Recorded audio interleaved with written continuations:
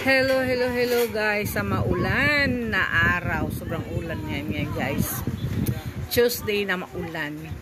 Magluluto ako ngayon guys ng pandesal malunggay. Yung nabili naming malunggay kahapon, yun ang gagawin kong pandesal. Ayun lang po guys. Hasta la vista, bebe. Ito na siya guys. Pinapaalsa ko pa ng 20 to 30 minutes guys bago siya isalang sa oven.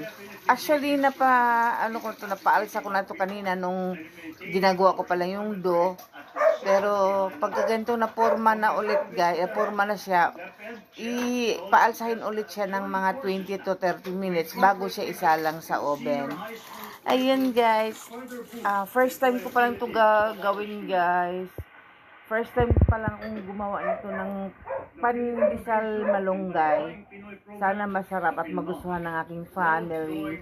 Ayun lang po guys. Thank you for watching. Hasta la vista, baby. Mwah, mwah, chuchup.